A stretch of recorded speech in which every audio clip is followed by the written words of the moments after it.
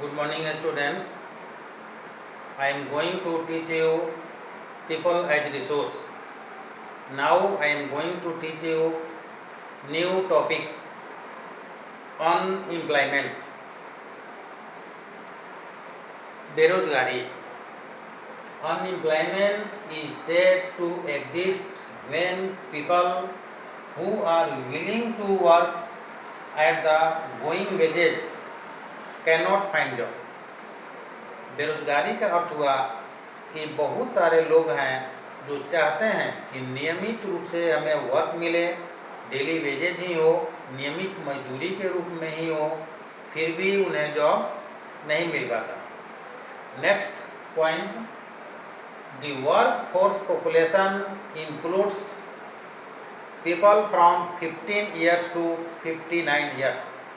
Working population counting किया गया है 15 वर्ष से लेकर 59 अर्थात 59 ईयर्स एज ग्रुप के लोगों को.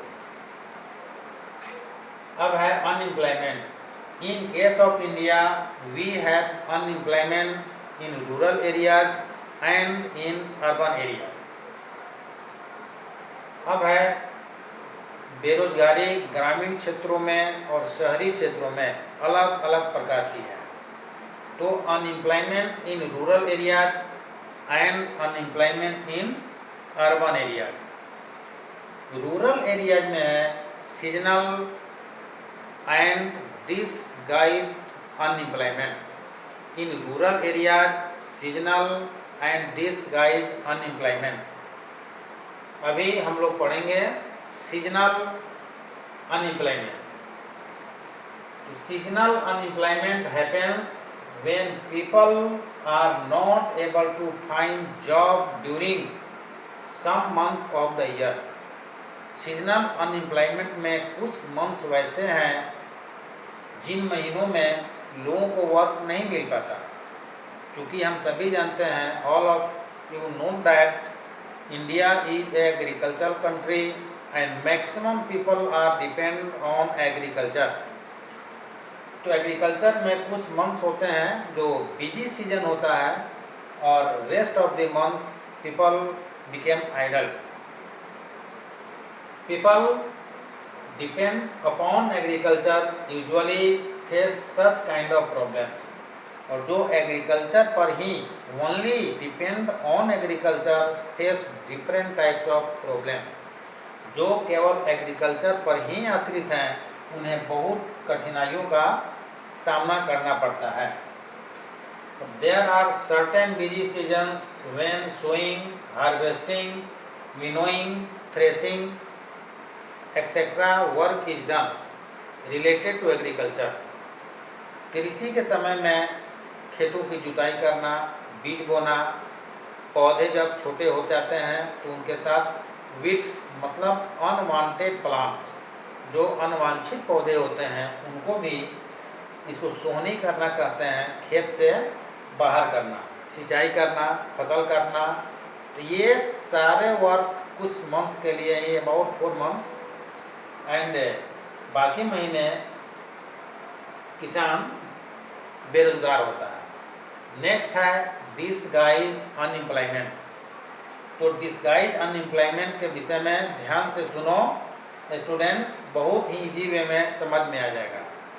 मान लो कि खेती के लिए एक स्मॉल प्लॉट ऑफ लैंड है और फैमिली मेंबर में वर्क करने वाले 8 हैं. खेत में वर्क करने के लिए ओनली 5 मेंबर्स की आवश्यकता है, केवल 5. 3 एक्स्ट्रा बच गए, उनकी कोई आवश्यकता नहीं है.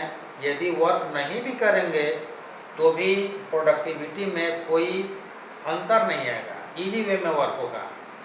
लेकिन 3 जो एक्स्ट्रा बच गए वे भी ये 5 के साथ इंगेज हो जाते हैं वर्क करने के लिए. और यही 3 व्यक्ति जो अनावश्यक रूप से इंगेज्ड हैं, उन्हीं तीनों व्यक्तियों को डिसगाइज्ड अनएम्प्लॉयमेंट की कैटेगरी में रखा गया है.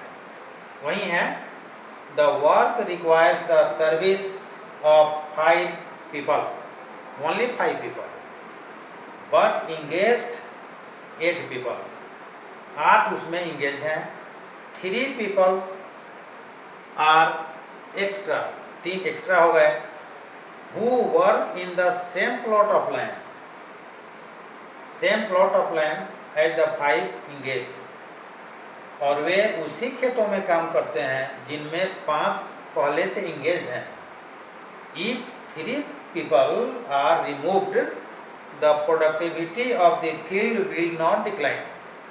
यदि इन तीनों को हटा दिया जाए तो भी उत्पादन क्षमता में किसी भी तरह का कोई कमी नहीं आएगी, और इसीलिए so the 3 extra people who are engaged with 5 people are known as disguised unemployment. 3 extra जो इंगेज्ड हुए उन्हीं तीनों को डिसगाइज अनएम्प्लॉयमेंट की कैटेगरी में रखा गया। और नेक्स्ट है अर्बन एरिया, शहरी क्षेत्रों में एडुकेटेड अनएम्प्लॉयमेंट है। उसके विषय में नेक्स्ट टॉपिक में पढ़ेंगे हम लोग। Thank you.